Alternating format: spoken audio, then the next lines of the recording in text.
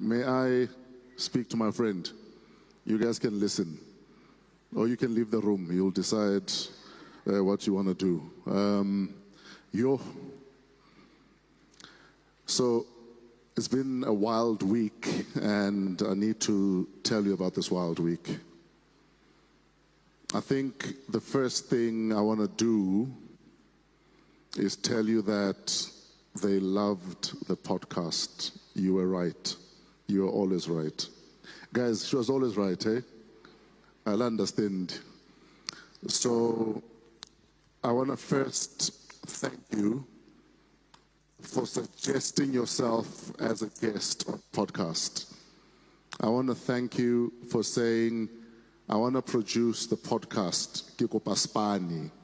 She came to me and said she'd like to be a part of the podcast because she knew we were looking for a producer. So she came on board. And the first thing she said to me was, but you know, if they see us working together. And she said, that's all the more reason why we must work together.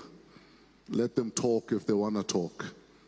This is the kind of woman Thabiso was. She was about, I'm intentional about what I want to do, and I'm going to get it done. But anyway, so like I was saying,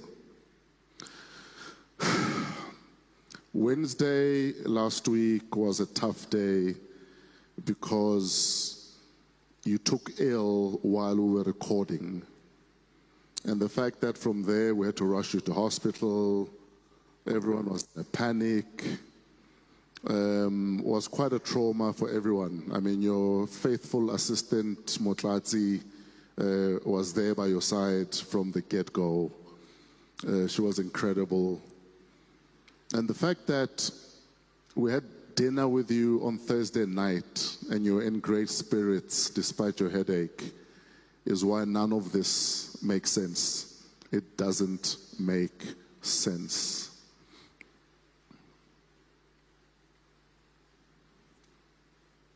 But one thing I appreciate, especially about these children that you blessed us with, is the fact that they are exactly like you.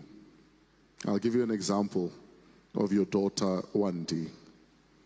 You know that 2 hours after you left us, and we're in the room, all of us are crying, we're not okay. As soon as the tears had dried for a little bit, Wandi turns to me and says, Papa, are you ready to be a single parent? And I chuckled because I was like, that's something you would say. So you've clearly raised yourself. Later that same day,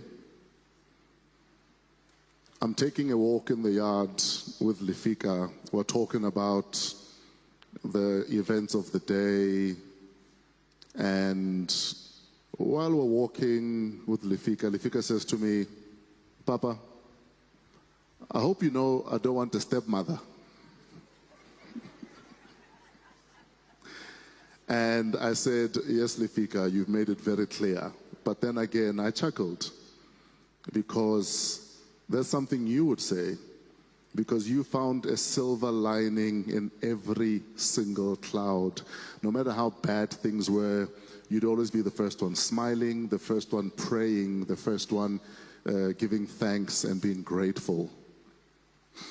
Let me tell you about Thato. Thato has been solid this week. You've raised an incredible young man. His event on Sunday that you were his #1 cheerleader about went well. And we agreed with Thato that the event must carry on because you pushed him to make the event happen. So, based on how we have raised these incredible pups, I know for a fact that they'll be okay. Like you said on the podcast, Renelo has turned into an incredible woman. And again, that's thanks to you because of how you manage the dynamics of raising and co-raising someone else's child. The fact that you and Teboho, without even having a meeting, found balance in raising Renelwe, for me, says a lot about the kind of woman you are. I hope you're ready for the gossip. So, on Wednesday, we had a prayer service for you. And all of your prayer warriors were there. The problem is some of them didn't know you were praying with other people. So there was a bit of a healthy tension, because now they're comparing how long they've been praying with you versus how long the others have been praying with you.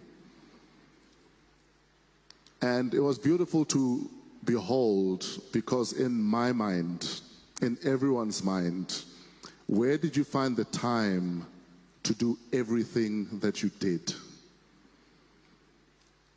Full-time mother, author, raising bees. Now I must raise bees because I can't get rid of the bees.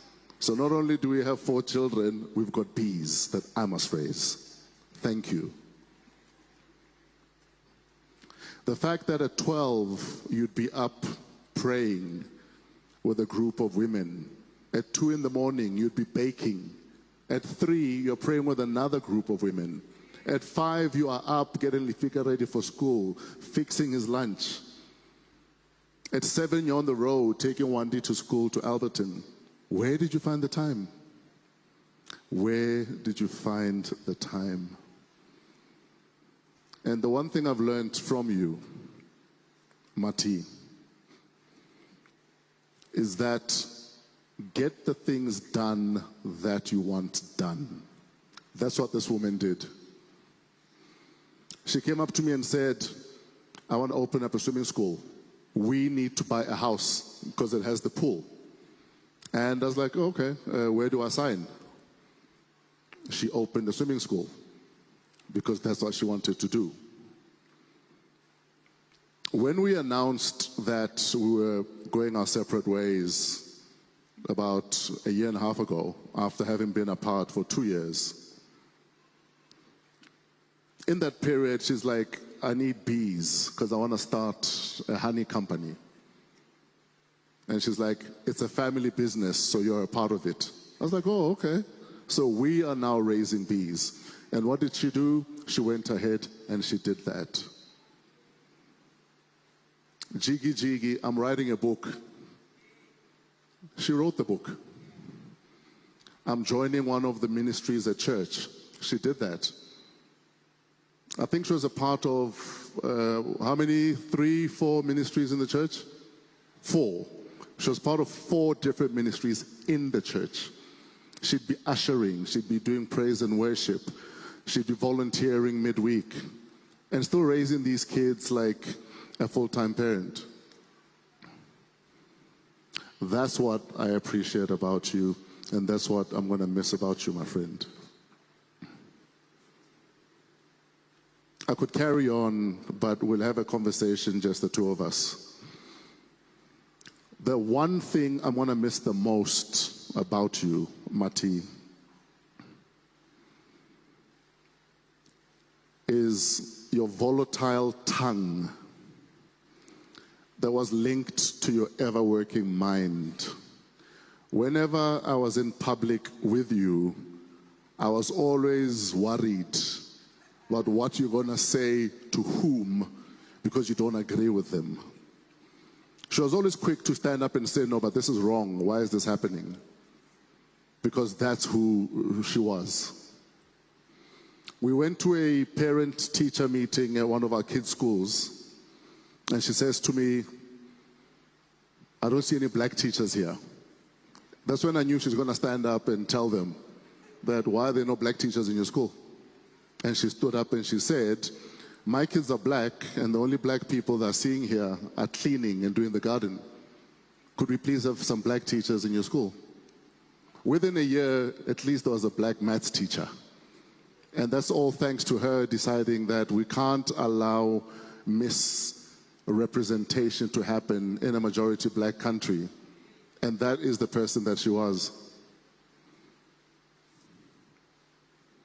I told the story in our podcast, and the kids know. When we go out, we pray the food is perfect. Because if the food is bad, she will tell the waiter, please take it back and bring it back when it's right. And my biggest fear always is, what if they spit in the food at the back there? But because she tells people things with love, she does things with love, often I am certain the food was safe when it came back.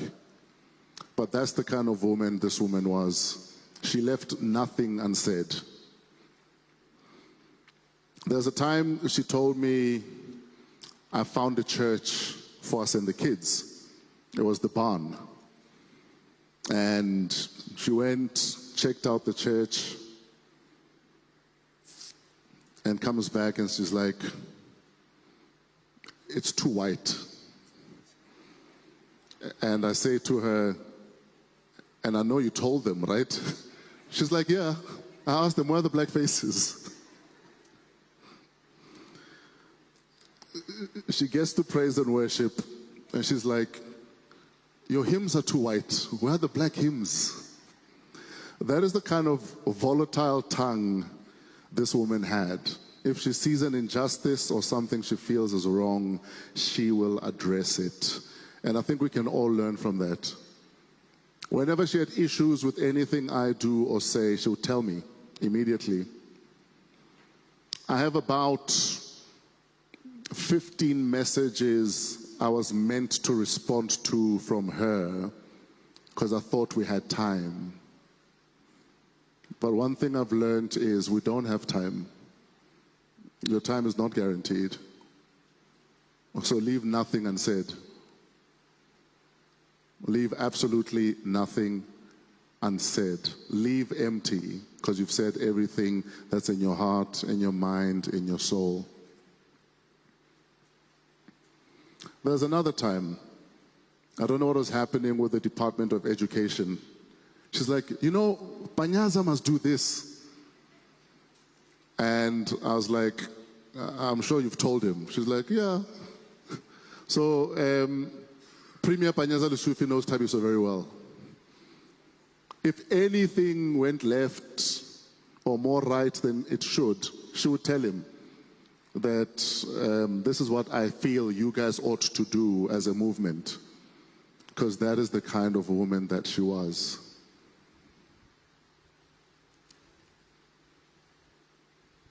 But the long and the short of why I'm saying we must all try be more like Mati here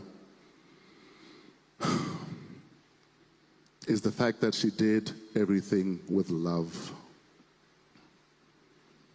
Even when things were not going well between us, I don't remember once her raising her voice to me. Unfortunately, I was bullied as a child.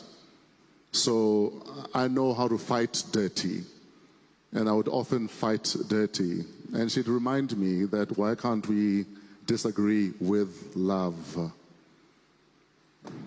Because that is who she was. Be love. Thank you. Did this thing just, or is from someone? Oh, it's from you.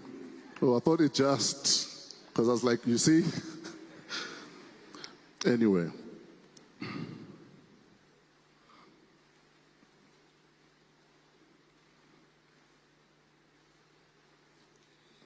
When we did the podcast recording last week,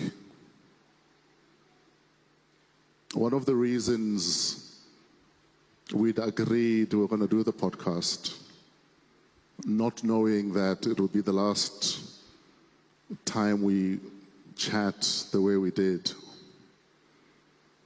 is because we wanted to talk about our journey. We wanted to talk about how we ended up disbanding our union. We wanted to talk about all of that because we both learned a lot from that process.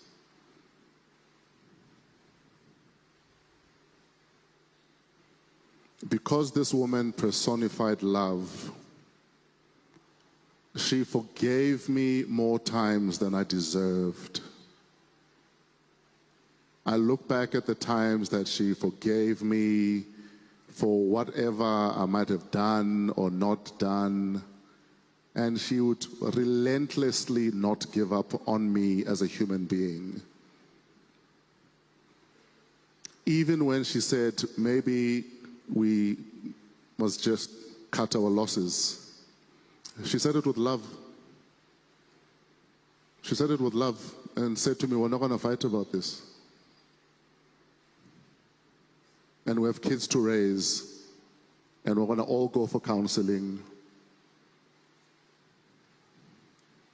And we're going to all get through this with love. And that's why to this day, our parents think, you guys are joking. You guys have been together all this time. Because we did everything with love because of this woman.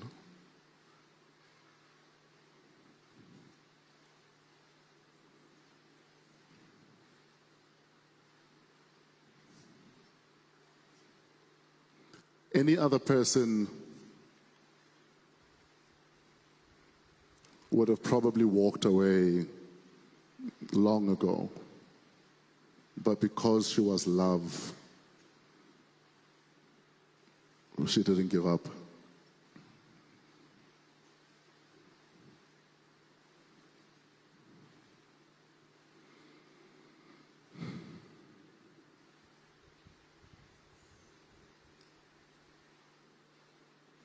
And I think the only thing I owe her that was meant to be delivered last week when we were recording the podcast was an apology in public for any heartache that I'd caused her. That was the point of that podcast.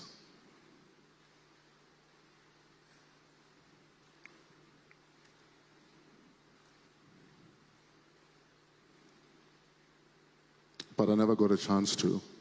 So I want to do it here because it's still something I feel I owe her. A public apology for any heartache, any heartbreak, any embarrassment, any matlo abatu that I caused you. Yes, I apologize to you in person, I apologize to the kids, but it was not complete until it was done in public. I'm sorry, my friend. I'm sorry, Mati.